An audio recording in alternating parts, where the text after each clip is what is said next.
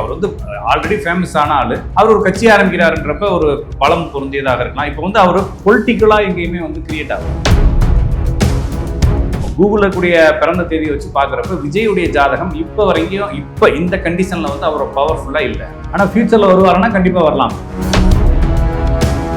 அப்ப ரெண்டு பேருக்கு தான் போட்டி, ஏடிஎம்கே டிஎம்கே, அந்த ரெண்டு அலையன்ஸ் தான் போட்டி தவிர இதுல தாவேகா அப்படிங்கிறது ஒரு முத்திரை பிரிக்கலாம். நாங்களும் இருக்கிறோம், எங்க லிஸ்ட்ல வந்து எங்க பேரும் உள்ள வந்துருச்சுன்றது வேணா சொல்லாம. ஸ்டாலின் ஜாதகப்படி இப்போ லீடிங்ல இருக்கிறாரு. இந்த தடவை அவர் தான் நிக்க போறாரு, அவர் தான் வந்து ஃப்ரண்ட்ல நிக்க போறாரு. அப்ப ஸ்டாலினுக்கு, உதயநிதி ஸ்டாலினுக்கு வாய்ப்பு இல்லை. இப்போ அதிமுக எடுத்துக்கிட்டோம்னா அதிமுகவுடைய அந்த முன்னாடி இருந்த பேருக்கும் இப்போ இருக்க பேருக்கும் ரொம்ப அடி வாங்கிருச்சு அப்படின்னு சொல்லலாம். அப்படியே பிரிஞ்சு போயிடுச்சு கட்சியே. இனி அதிமுகவுடைய எதிர்காலம் இல்ல, அது பிரிஞ்சல போல. இது வந்து ஒரு பெரிய கேம் தான். நம்மளை பொறுத்தளவுக்கு ஒரு நல்லது செஞ்சாலும் கெட்டது செஞ்சாலும் தேவையில்லை. ஜாதக ரீதியா பார்க்கும் பொழுது இப்ப கண்டிஷன் வந்து எடப்பாடி பழனிசாமிக்கு ஓரளவுக்கு நல்லா ஃபேவரபிள். செப்டம்பர் வரைக்கும் நல்லா இருக்கு. ஒருவேளை இந்த எலெக்ஷன் கடைசி நேரத்தில் தள்ளி போய் செப்டம்பருக்கு மேல போயிடுச்சுன்னா கண்டிப்பா திருப்பி ஸ்டாலின் வந்து வாய்ப்பு.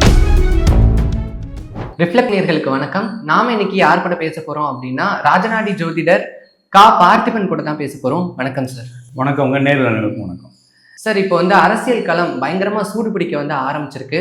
புதுசா வந்த கட்சியா இருந்தாலும் இப்ப யாராலையும் அசைக்க முடியாத ஒரு கட்சியா வந்து தாவேகா உருவெடுத்திருக்கு. என்னதான் தாவேகா அந்த மாதிரி ஒரு பெரிய கட்சியா உருவெடுத்திருந்தாலும் அதுல தாவேகாவுடைய தலைவர் விஜய்க்கு தொடர்ந்து பிரச்சனைக்கு மேல பிரச்சனையா வந்துட்டு இருக்கு. எதனால சார்? அவருடைய ஜாதகம் எப்படி இருக்கு? ஜாதகம் அப்படிங்கிறது இங்க விஜயுடைய ஜாதகத்துல சூரியன் அப்படிங்கிறது அரசியலுக்கு வரக்கூடிய அமைப்பு. இப்ப இந்த சூரியனோட புதன் அப்படிங்கக்கூடிய கிரகம் வந்து வக்ரம், பரிவர்த்தனை, விளிம்பு அப்படிங்கக்கூடிய ஸ்டேட்டஸ்ல போய் ஜாயிண்ட் ஆகும். எப்பயுமே சூரியன் வந்து டைரக்டா பவரா இருக்கணும். அப்படி இல்லாட்டினா ஏதாச்சும் பவர் கொடுக்கக்கூடிய கிரகங்கள் டைரக்டா இருக்கும். ஒரு மாதிரி ஆசிலேஷன் ஆகுது. வந்து சேஷ்ட பலம்னு சொல்றாங்க. வக்ரமான கிரகங்கள் ஏதாவது ஒரு கிரகத்தோட சேரும்போது அது வழியா பவர் எடுக்கிறது அப்படிங்கிறது நிலையற்ற தன்மை இருக்கும். இப்ப எப்படி அவர் மீடியால இருந்தாரு, அந்த சினிஃபீல்ட்ல இருந்தாரு, திடீர்னு நான் கட் பண்ணிட்டு நான் வெளியே வருவேன் அப்படின்னு சொல்ற மாதிரி இவருடைய முடிவுகள் திடீர்னு மாறிக்கிட்டே இருக்கும். அது ஒண்ணு. அதுக்கப்புறம் கோச்சாரங்கள் வந்து அவருக்கு சப்போர்ட்டிவா இல்லை. நீங்க தான் ஆரம்பிக்கிறப்ப வந்து மிகப்பெரிய அளவுல உருவெடுத்திருக்குது அப்படி இப்படின்னு ஆரம்பிச்சிங்க தவிர அப்படிலாம் ஒண்ணும் கிடையாது. அவர் வந்து ஆல்ரெடி ஃபேமஸ் ஆன ஆளு. அவர் ஒரு கட்சி ஆரம்பிக்கிறாருன்றப்ப ஒரு பலம் பொருந்தியதாக இருக்கலாம். இப்ப வந்து அவர் பொலிட்டிக்கலா எங்கேயுமே வந்து கிரியேட் ஆகும். சொல்றது புரிஞ்சுக்கிட்டீங்களா? அவர் பொலிட்டிக்கலா, இப்போ உதாரணத்துக்கு விஜயகாந்த் வந்தாரு. விஜயகாந்தோட சேர்ந்து நிறைய பேர் வந்து பொலிட்டிக்கலாவே ஹையரான ஒரு ஆளுகள் உள்ள வந்தாங்க. இவரோட பெருசா இவர் மட்டும் தான் அங்க பெருசா இருக்காரு தவிர இவர் சுத்தி இருக்கக்கூடிய பொலிட்டிக்கல் யாரு? இப்ப நீங்க உதாரணத்துக்கு சொல்லுங்க, விஜயை தவிர வேற 234 தொகுதியில வேற யாரு நிக்கிறாங்க? விஷயானந்த், ஆதவர்ஜுனா. சரி, வேற அவ்வளவுதான் சார். 234 தொகுதி கேட்டா நீங்க 4 தொகுதிக்கு மேல போல. மீதி 230 தொகுதி என்னாச்சு? இப்ப நீங்க அப்படியே ஏடிஎம்கேலையோ டிஎம்கேலையோ எதுல நீங்க போனாலும் நீங்க ஒரு 10 பெரிய தலைவர்கள் சொல்லுங்கன்னா படபடன்னு என்ன செஞ்சிருவீங்க, சொல்லிடுவீங்க. அப்ப பலம் அப்படிங்கிறது இப்ப ஒருத்தருடைய தலைமை அப்படிங்கிறது வேற. இப்ப விஜய் அப்படிங்கக்கூடிய பேரை வச்சுக்கிட்டே எல்லா ஊர்லயும் ஓட்டு விழுது. இப்ப நிறைய பேர் நினைக்கிறாங்கன்னா ஒரு தலைமை பேரை வச்சுட்டு ஓட்டு விழுது. தலைமை பேரை வச்சுட்டு ஓட்டு வாங்கினாலும் லோக்கல்ல ஒர்க் பண்ணணும்ல. லோக்கல்ல யார் ஓட்டு வாங்குறது, யார் பூத்து எல்லாம் பாக்குறது, எல்லா வேலைகளும் இருக்கு இல்லைங்களா? அப்ப என்னுடைய கணிப்புப்படி விஜயுடைய ஜாதகம் அப்படிங்கிறது, நம்ம பேசக்கூடிய அரசியல் அப்படிங்கிறது, இந்த ஜாதகம் அப்படிங்கிறது நான் எங்க இருந்து எடுக்கிறேன்னா கூகுள்ல இருந்து எடுக்கிறேன். அதனால ஒரிஜினலா விஜய் கூப்பிட்டு எனக்கு ஜாதகம்லாம் கொடுக்கல. அப்ப கூகுள்ல கூடிய பிறந்த தேதியை வச்சு பாக்குறப்ப விஜயுடைய ஜாதகம் இப்ப வரைக்கும் இப்ப இந்த கண்டிஷன்ல வந்து அவர் பவர்ஃபுல்லா இல்லை. ஆனா ஃபியூச்சர்ல வருவாருன்னா கண்டிப்பா வரலாம். ஆனா இப்ப இந்த 2026 எலெக்ஷன்ல அவருக்கு ஒரு பெரிய மாஸ் அப்படிங்கிறதுலாம் கிடையாது. அவருடைய போனா மாஸ் இருக்கலாம். போனா மாஸ் இருக்கவங்க எல்லாருமே ஓட்டு போடணும்னு அவசியம் இல்லை. சரிங்களா? இப்ப செந்தில் போனாரு அப்படின்னா கூட, நடிகர் செந்தில் இருக்காரு இல்லைங்களா, அவர் வந்து அவுட் ஆஃப் ஃபோக்கஸ் போயிட்டாரு. இருந்தாலும் நடிகர் செந்தில் ஏதாச்சும் எங்க ஊருக்கு வராரு அப்படின்னா நாங்க 15 பேர் என்ன செய்வோம், போய் பார்க்கத்தான் செய்வோம். அப்ப சினிமா அப்படின்ற ஒரு ஃபீல்டு இருக்கிறதுனால அவர் எதுவும் பார்த்ததில்ல. நேரா ஸ்கிரீன்லயே பார்த்துருக்கிறோம். நேரா போய் பார்ப்போன்ற ஆர்வத்துல வரதெல்லாம் நீங்க வந்து அரசியல் ஓட்டுகளாக எடுக்கக்கூடாது அப்படிங்கறது அடிப்படையிலும் ஜாதக ரீதியாகவும் பார்க்கும்பொழுது இப்ப அவங்க ரெண்டு பேருக்கும், யாருக்கு, இவருக்கும் ஒன்னொரு மொத்தம் 4 கட்சி தான் இப்போ லீடிங்ல வருது. ஒன்னு டிஎம்கே, ஒன்னொன்னு ஏடிஎம்கே, ஒன்னொன்னு தாவேகா, ஒன்னொன்னு வந்து சீமானுடைய நாம் தமிழர் கட்சி. இது எல்லாருமே வந்து கூட்டணி சேர்ந்துட்டாங்க. இப்ப சின்ன வேலுமணி இப்பெல்லாம் லேட்டஸ்டா கொஞ்ச நாள் போட்டி இருக்காங்க. அவங்களாம் சின்ன கட்சிகள் தான். அப்ப சீமானும் சின்ன கட்சியானா அவர் எல்லாத்துலயும் நிக்கிறாரு இல்லையா? அவர் பெரிய கட்சியை தான் நம்ம எடுத்துக்க வேண்டியது தவிர அவரும் ஜெயிக்க போறதில்ல இந்த தடவை. இப்ப விஜயும் ஜெயிக்க போறதில்ல. இப்ப இவங்கெல்லாம் வந்து ஒரு சொற்ப எண்ணிக்கையில, சொற்பம்னா என்னன்னா ஒரு சிங்கிள் டிஜிட்டுக்குள்ளதான் இவங்க வந்து ஒரு தொகுதியை கைப்பற்ற முடியும். சில நேரத்தில் கைப்பற்றாம கூட போகலாம் அப்படின்ற ஸ்டேட்டஸ் தான் இப்போ கண்டிஷன்ல இருக்குது. அப்ப 2 பேருக்கு தான் போட்டி, ஏடிஎம்கே டிஎம்கே அந்த 2 அலைன்ஸ் தான் போட்டி தவிர இதுல தாவேகா அப்படிங்கிறது ஒரு முத்திரை பதிக்கலாம். நாங்களும் இருக்கிறோம், எங்க லிஸ்ட்ல வந்து எங்க பேரும் உள்ள வந்துருச்சுன்றது வேணா சொல்லாமே தவிர மீடியாக்கள் இப்ப நான் ஒரு கொஞ்சம் செலவு பண்ணா மீடியாக்கள்ல பார்த்திபன் தான் முதலமைச்சர் நாளைக்குன்னு சொல்லி பேச ஆரம்பிச்சிருவாங்க. அப்ப மீடியால வர்றது, யூடியூப்ல வர்றது, ஃபேஸ்புக்ல வர்றதுலாம் உண்மை கிடையாது. எதிர்கட்சியா கூட மாற முடியாது. எதிர்கட்சி நான் தான் சொல்றேன், இப்போ டெபாசிட்டே வாங்குறது கஷ்டங்கிற இப்போ எதிர்கட்சிக்கு நீங்க போறீங்க சரிங்களா? எதிர்கட்சிங்கிறத அதாவது நீங்க என்ன நினைக்கிறீங்கன்னா, இல்லைன்னா எல்லாம் நினைக்கிறாங்கன்னா அவர் வந்துட்டாரு டப்புன்னு ஓட்டு போட்டுருவாங்கன்னு நினைக்கிறாங்க. நான் சொல்றது ஒருத்தருக்கு ஓட்டு வாங்குறது இல்லை, 234 பேருக்கு ஓட்டு வாங்க இல்லைங்களா? ஓகேங்களா? அப்ப மினிமம் 50 பேத்துக்குமே ஓட்டு வாங்கணும். இப்ப 50 பேத்துக்கு ஒர்க் பண்றது யாரு? இப்ப நான் என்ன ஒரு கேண்டிடேட்டா நிப்பாட்டுறாருன்னு வச்சுக்கோங்க, என்னுடைய தொகுதியில நான் யாருன்னே தெரியாம எனக்கு போய் ஓட்டு போடுவான் மக்கள் இல்லைங்களா? அப்ப வெறும் விசிலுக்கு மட்டும் ஓட்டு போடணும்னா விசில் என்னுடைய சின்னம்னு கொண்டு போய் சேர்க்கறதுக்கு எத்தனை நாள் ஆகும்? இப்ப நீங்க வேற ஒண்ணும் இல்ல, இரட்டை இலை சின்னத்துக்கு யார் ஓட்டு போறேன்னா இன்னும் எம்ஜிஆர் ஓட்டு போறேன்னு சொல்லிட்டு நிறைய பேர் ஊருக்கு சுத்தி இருக்காங்க. அந்த அளவுக்கு ரீச் ஆயிருக்கு. ஏன் உங்க சின்னத்தை விட மாட்டாங்க?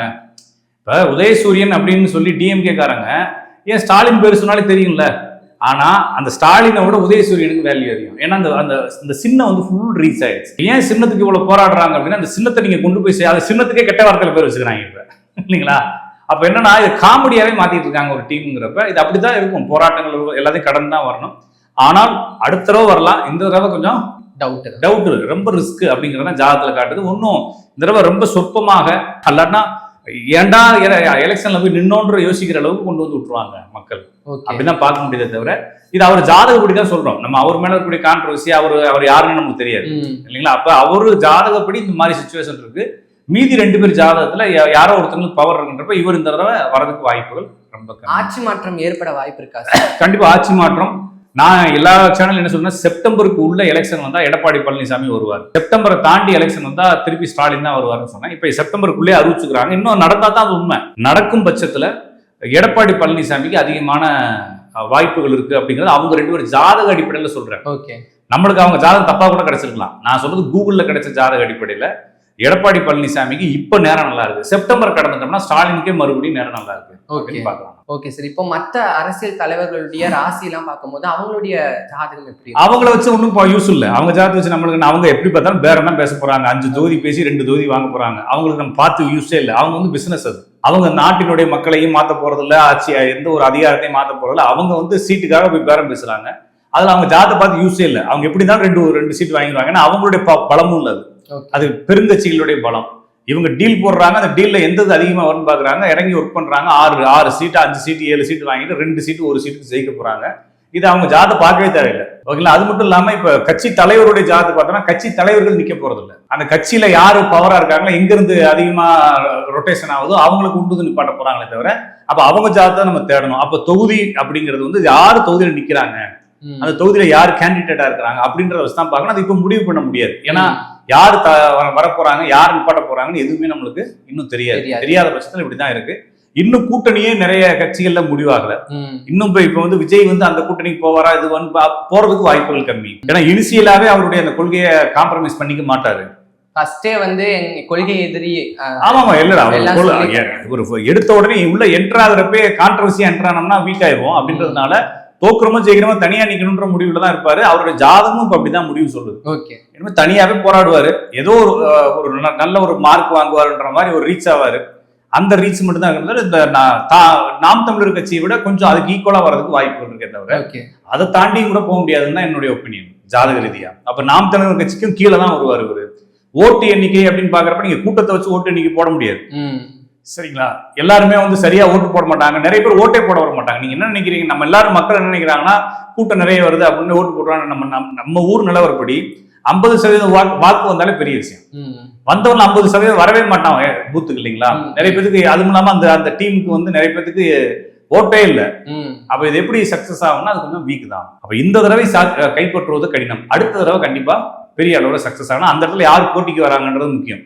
அப்ப இவரே ஸ்டாலினே இருக்கிறாரா, உதயநிதி வராரா? அந்த கேள்விதான் கேட்கணும்னு நினைச்சேன். இப்போ திமுகவுடைய எதிர்காலம் எப்படி சார் இருக்கும்? ஏன்னா இப்போ வந்து திமுகல பிரச்சாரம் பண்றதா இருக்கட்டும், அது எல்லாத்துலயுமே வந்து உதயநிதி ஸ்டாலினை தான் வந்து முதன்மைப்படுத்துறாங்க. இல்லைங்க, இது கலைஞர் இருக்கப்ப ஸ்டாலின் முதன்மை போச்சுனாங்க. இப்ப ஸ்டாலின் இவருக்கு அப்புறமா வந்து அவர் பயணம் உதயநிதி ஸ்டாலின் திமுகவை எப்போ அவருடைய கண்ட்ரோல் அது நம்ம சொல்ல முடியாதுங்க. ஏன்னா நம்ம வந்து இது வந்து அவர் கட்சியை வந்து நம்ம ஜாதகமா பார்க்க முடியாது. ஓகே, இப்ப வந்து ஸ்டாலின் ஜாதகப்படி இப்ப ரிலீடிங்ல இருக்கிறாரு. இந்த தடவை அவர் தான் நிக்க போறாரு, அவர் தான் வந்து ஃப்ரண்ட்ல நிக்க போறாரு. அப்ப ஸ்டாலினுக்கு, உதயநிதி ஸ்டாலினுக்கு வாய்ப்பு இல்லை. அடுத்த தடவை பார்ப்போம். இப்பயே அதை போட்டு ஏன் குழப்பிக்கிட்டு அப்போ அவர் வரதுக்கு இன்னும் கொஞ்சம் தாமதமாகும். இப்போதைக்கு அவரால் வர முடியாது அப்படின்றதான் பார்க்க முடியாது. இப்ப என்னன்னா எப்பயுமே வந்து ஃபுல் பவர் வந்து அடுத்த ஸ்டேஜுக்கு போயிடும். இப்ப இவங்க வந்து எல்லாமே இவங்க கண்ட்ரோல்ல வந்து கொண்டு வருவாங்க. இப்ப கலைஞர் இருக்கும் போது இப்படித்தானே இருந்துச்சு. எல்லா முடிவுகளும், எல்லா கம்பெனியினுடைய முடிவுகள், எல்லா டிசிஷனும் அவர்கிட்ட போயிட்டு தான் அவருக்கு போகுன்ற மாதிரி தான் இருந்துச்சு. இப்ப அதே மாதிரி கண்ட்ரோல இவங்களுக்கு கொடுத்துருக்காங்க. ஏன்னா அதான் அப்படின்னா தான் டேக் ஓவர் பண்ண முடியும். நாளைக்கு காலையில் எழுந்திரிச்சோன்னே நீ வந்து பாத்துக்கணும்னால முடியாதுன்றதுனால இது எப்பயுமே எல்லா கட்சியிலும் இருக்கிறதா. மதிமுக ஆரம்பிச்சு எல்லாத்துலயுமே இதே கண்டிஷன் தான் ஃபாலோ பண்றாங்கன்றதுனால இதை நம்ம ஒன்றும் குறை சொல்றதுக்கு இல்லை. ஆனா இப்ப கண்டிஷனுக்கு அவர் ஃபார்வர்டு வர முடியாதுன்றதான் பார்க்கணும். இப்ப அதிமுக எடுத்துக்கிட்டோம்னா அதிமுகவுடைய அந்த முன்னாடி இருந்த பேருக்கும் இப்ப இருக்க பேருக்கும் ரொம்ப அடி வாங்கிருச்சு அப்படின்னு சொல்லலாம். அப்படியே பிரிஞ்சு போயிடுச்சு கட்சியை. இனி அதிமுகவுடைய எதிர்காலம் இல்ல, அது பிரிஞ்சலாம் போல. இது வந்து ஒரு பெரிய கேம் தான். ஓகேங்களா, இது வந்து பொலிட்டிக்கல் தான். ஃபர்ஸ்ட் இருக்கிறப்ப நிறைய பேர் நிறைய ஊழல் குற்றச்சாட்டுகள் வந்துச்சு. டைரக்டா அப்படியே வச்சிருந்தா அது ஊழல் கட்சின்னு பேராயிருக்கும். இப்ப ஊழல் பண்ணவங்க எல்லாம் வெளியேறிட்டாங்களா, அப்ப கட்சி புனிதமாயிருச்சு. இப்ப திருப்பி ஊழல் பண்ணவங்க அப்படின்ற பேர்ல சிறைக்கு போயிட்டு வந்தவங்க எல்லாரும் என்ன செஞ்சுட்டாங்க அப்படின்னா வேற வேற கட்சி ஆரம்பிச்சு ஒரே கூட்டணிக்குள்ள வந்துட்டாங்க. மொத்தம் ஓட்டு புரிஞ்சது திருப்பி ஒண்ணு சேர்ந்துச்சு. தவிர கட்சி இன்னும் அதே புனிதத்தோட பாதுகாக்கப்படுது. நான் சொல்றது புரிஞ்சுக்கிட்டீங்களா? இப்ப அவங்க தலைமையில வச்சிருந்தா இது கட்சியே டேமேஜ்ன்ற மாதிரி சொல்லிக்கலாம். இப்ப தலைமையில இருந்து மாறி இன்னொரு ஆள்கிட்ட கொடுத்ததுக்கு அப்புறமா இப்ப கட்சி புனிதமா இருக்கு. அந்த குற்றம் சாட்டப்பட்ட தலைவர்கள் எல்லாம் வெளியே போயிட்டாங்க. அப்ப குற்றம் சாட்டப்பட்ட தலைவர் குற்றத்தோட வெளியே போயிட்டாங்க. இங்க கட்சி புனிதமா இருக்கு. கட்சியை நாளைக்கு கூட என்ன செஞ்சுக்கலாம், பேர் எடுக்க வச்சுக்கலாம். ஏதாச்சும் ஒரு 4 நல்ல காரியங்கள் செஞ்சு மக்களுக்கு ஏதாச்சும் செஞ்சோம்னா கட்சி திருப்பி டெவலப் ஆகும். அப்ப அந்த கண்டிஷன் கொண்டு வந்து திருப்பி கட்சியை பலப்படுத்துறாங்க. அது மட்டும் இல்லாம 4 ஆண்டு காலம் வந்து எடப்பாடி வந்து நல்லாட்சி தான் கொடுத்தாரு. நல்லாட்சின்றது வந்து நல்லாட்சின்னா வந்து இதுக்காக சொல்ல, கொரோனாவில் மாட்டிக்கிட்டோம் இல்லைங்களா, அந்த கொரோனா ஓரளவுக்கு பெஸ்டா தான் போச்சு. உலகத்துக்கு கம்பேர் நம்ம ஊரும் பெஸ்டா போச்சுன்றப்ப மக்களுடைய பார்வையில் அது ஒண்ணு இருக்கு. அது மட்டும் இல்லாம நம்மளை பொறுத்தளவுக்கு ஒரு நல்லது செஞ்சாலும் கெட்டது செஞ்சாலும் தேவையில்லை. ஜாதக ரீதியா பார்க்கும் பொழுது இப்ப கண்டிஷன் வந்து எடப்பாடி பழனிசாமிக்கு ஓரளவுக்கு நல்லா ஃபேவரபிளா இருக்கு. அதனால ஜாதக ரீதியா பேசலாம். என்ன நல்லது எனக்கு நல்லதா இருக்கலாம், உங்களுக்கு கெட்டதா இருக்கலாம். மக்கள் வேற வேற மாதிரி முடிவு எடுப்பாங்க. ஜாதக ரீதியா எடப்பாடி பழனிசாமிக்கு செப்டம்பர் வரைக்கும் நல்லா இருக்கு. ஒருவேளை இந்த எலெக்ஷன் கடைசி நேரத்தில் தள்ளி போய் செப்டம்பருக்கு மேல போயிடுச்சுன்னா கண்டிப்பா திருப்பி ஸ்டாலின் வந்து வாய்ப்பு. இப்போ ஜாதக ரீதியா இப்போ அரசியல் கட்சிகள் பார்த்தோம்னா அதை தவிர்த்து இப்போ 2026 எலெக்ஷன் முடிஞ்சதுக்கு பிறகு தமிழ்நாடு எப்படி இருக்க போகுது? தமிழ்நாடு அப்படியே தான் இருக்கும். எவன் ஆட்சிக்கு வந்தாலும் யார் ஆட்சிக்கு வந்தாலும் எதுவுமே மாறாது. அவங்க நீங்க இந்த வேலை தான் பார்க்கணும், நான் இந்த வேலை தான் பார்க்கணுன்றப்ப இது வந்து என்னன்னா இந்தியா முழுவதும் வளருது. நான் சொல்ல இந்தியா முழுவதும் வளருது. இந்தியாவோட சேர்ந்து தமிழ்நாடும் வளருது. உலகம் முழுவதும் வளருது. உலகத்தோட சேர்த்து இந்தியாவும் வளருது. அப்ப இந்த இடத்துல வந்து யார் ஆட்சி பண்ணாலும் ஒருவேளை ஆட்சியே யாரும் பண்ணாட்டினா கூட அவங்க டெவலப் ஆயிட்டு தான் போறோம். இப்ப ஆண்ட்ராய்டு போன்ல ஏதாச்சும் ஆப்பை டவுன்லோட் பண்றதுக்கு இந்த ஆட்சி தான் வரணும்னு அவசியம் இல்லை. என்னன்னா ஒரு ஓப்பன் மைண்டட் ஆட்சி வந்துச்சு அப்படின்னா அதுக்கு நம்மளுக்கு வழி கொடுக்கும். கொஞ்சம் பிளைண்ட் ஒரு மாதிரி இதான ஆட்சி வந்துச்சுன்னா அதை செய்ய விடாது. அவ்வளவுதானே தவிர இப்ப எல்லா ஆட்சிகளும் ஏதாச்சும் சம்பாதிக்கிறதுக்கு ஏதாச்சும் எல்லாத்தையும் ஓப்பன் பண்ணி தான் விடுறான்றப்ப இது வந்து உலகமயம் பொருளாதார மயமானதுனால எல்லா நாடுகளும் வளருது. அதோட சேர்த்து இந்தியாவும் தமிழ்நாடும் கேரளா ஆந்திரா எல்லாம் வளர்றதுனால இந்த இடத்துல யார் ஆட்சிக்கு வந்தாலும் அவங்க வேலையை பார்ப்பாங்க. அது பாட்டுக்கு அவங்க வேலை நடக்குன்றது மாதிரி இவங்க ஆட்சிக்கு வந்தா மறுமலர்ச்சி ஆகும், இவங்க ஆட்சிக்கு வந்தா சூப்பரா இருக்குன்ற மாதிரி எதுவும் கிடையாது. யார் ஆட்சிக்கு வந்தாலும் அதான் நடக்கும் அப்படின்றதான் எனக்கு என்னன்னா இப்போ 2026 எலெக்ஷனுக்கு அப்புறமா இப்ப இந்த எலெக்ஷன் அந்த தேர்தல் வாக்குறுதிங்கிற பேர்ல நிறைய கட்சிகள் என்னென்னலாமோ வந்து சொல்றாங்க. அதெல்லாம் நடக்குமா? இல்ல இப்ப சொன்னது போன தடவை சொன்னது நடக்கவே இல்லைல்ல.